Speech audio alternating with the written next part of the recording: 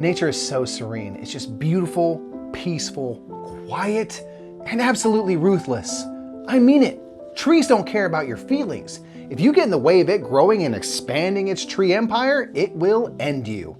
This is Photosynthesis, which was designed by Yamaha and published by Blue Orange Games. Hey everyone, my name is Mike Murphy of the Brothers Murph. I'm here at Board Game Geek, and today's episode of In Focus is sponsored by the BoardGameGeekStore. Now it's time to grab some light and go conquer that forest, so let's get down to the table to go a little more in focus on Photosynthesis.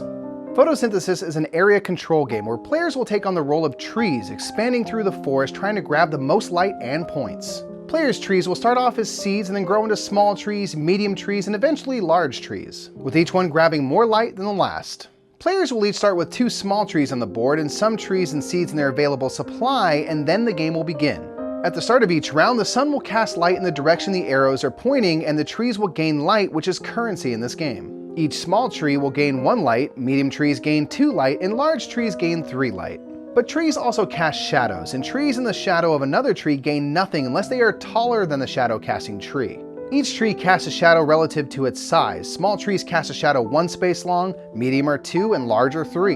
In this example, the sun is shining this direction, so this tree is in shadow and will be given no light, but this tree will gain light because it is larger than the tree casting the shadow on it.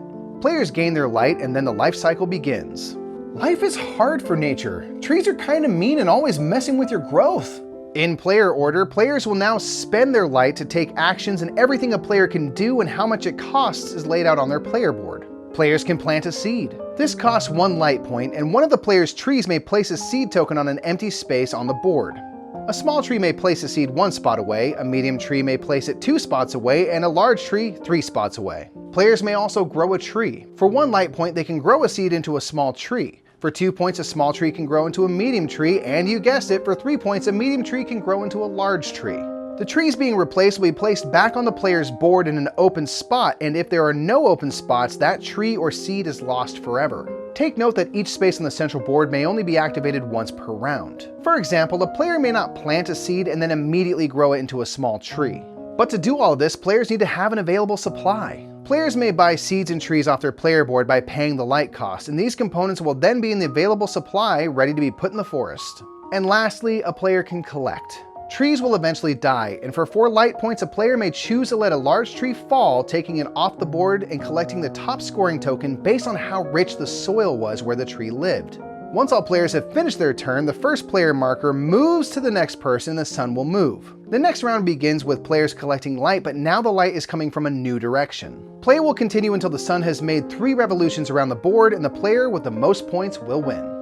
Photosynthesis is a perfect example of simple rules but deep strategy. The game is cutthroat with players jockeying around the forest, casting shadows on each other and sometimes themselves, but everything is really simple. It always comes down to 1, 2, or 3. To grow a seed into a small tree costs 1 light. A small tree casts a shadow 1 space long, and it can throw a seed 1 space away. And then there's 2, and then there's 3, and it goes around and around like the circle of life. Anyway, if Photosynthesis seems like a game you'd enjoy, consider checking out its page at BoardGameGeek.com and watch a review. And if you're looking to upgrade your next game night, visit the Board Game Geek store today. And until next time, I'm Mike Murphy. I've been here at Board Game Geek, and we've been going in focus on Photosynthesis. Have a great day.